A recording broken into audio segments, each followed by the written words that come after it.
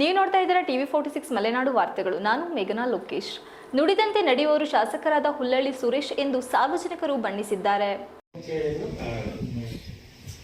ನುಡಿದಂತೆ ನಡೆದ ಶಾಸಕ ಸುರೇಶ್ ಪರಿಸರ ಪ್ರೇಮಿ ಹಾಗೂ ಅರಣ್ಯ ಇಲಾಖೆಯಲ್ಲಿ ನೌಕರರಾಗಿದ್ದು ಸದಾಕಾಲ ಸಾರ್ವಜನಿಕರೊಂದಿಗೆ ಉತ್ತಮ ಬಾಂಧವ್ಯ ಇಟ್ಟುಕೊಂಡಿದ್ದ ನಾಗರಾಜ್ ಅವರು ಅಕಾಲಿಕ ಮರಣದಿಂದಾಗಿ ಆ ಕುಟುಂಬ ತೀವ್ರ ಸಂಕಷ್ಟದಲ್ಲಿತ್ತು. ಅಲ್ಲದೆ ತನ್ನ ಕುಟುಂಬಕ್ಕಾಗಿ ಒಂದು ಮನೆಯನ್ನು ಕಟ್ಟುತ್ತಿದ್ದ ಸಂದರ್ಭದಲ್ಲಿ ಅವರ ಸಾವು ತುಂಬಲಾರದ ನಷ್ಟ ಉಂಟಾಗಿತ್ತು. ಇದೇ ವೇಳೆ ಅವರ ಭಾವಪೂರ್ಣ ಶ್ರದ್ಧಾಂಜಲಿ ಸಭೆಯನ್ನು ಅವರ ಸ್ನೇಹಿತರ ಬಳಗ ಹಾಗೂ ಗ್ರೀನರಿ ಟ್ರಸ್ಟ್ ವತಿಯಿಂದ ಏರ್ಪಡಿಸಿದ ಸಂದರ್ಭದಲ್ಲಿ ಈ ಕುಟುಂಬಕ್ಕೆ ಸಹಾಯ ಹಸ್ತ ಚಾಚುವ ಮೂಲಕ ಆ ಕುಟುಂಬಕ್ಕೆ ಮಿಡಿದ ಹೃದಯಗಳೇ ಹೆಚ್ಚು. ಈ ಸಂತಾಪ ಕಾರ್ಯಕ್ರಮ ಆಗಮಿಸಿದ ಶಾಸಕ ಸುರೇಶ್ ಈ ಕುಟುಂಬಕ್ಕೆ ಸಾಂತ್ವನ ನೀಡಿದ್ದರಲ್ಲದೆ ಆರ್ಥಿಕವಾಗಿ ಸಹಾಯ ಮಾಡುತ್ತೇನೆ, ಅಲ್ಲದೆ ಅವರ ಮಗಳಿಗೆ ಕೆಲಸವನ್ನು ಕೊಡಿಸುವ ಭರವಸೆ ನೀಡಿದರು.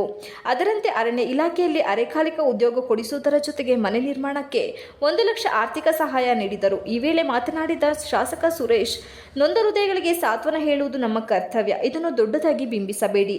ನಾನು ಶಾಸಕನಾಗಿ ಅವರ ಋಣವನ್ನು ತೀರಿಸಲು ಭಗವಂತ ಅವಕಾಶ ಕಲ್ಪಿಸಿದ್ದಾನೆ ಎಂದರು. ಈ ಸಂದರ್ಭದಲ್ಲಿ ಮನೆಯ ಕುಟುಂಬಸ್ಥರು ಹಾಗೂ ಸದಸ್ಯರು ಮತ್ತು ಗ್ರೀನರಿ ಟ್ರಸ್ಟ್ನ ಚಂದ್ರಶೇಖರ್, ಜ್ಞಾನಚಂದ್ರ, ರಿಜ್ವಾನ್, ವೆಂಕಟೇಶ್, ಗಿರೀಶ್ ಇತರರು ಹಾಜರಿದ್ದರು. ಕುಟುಂಬದವರ ಪರವಾಗಿ ತುಂಬ ಹೃದಯದ ಧನ್ಯವಾದಗಳನ್ನು ಅರ್ಪಿಸ್ತಾ ಇದ್ದೇನೆ.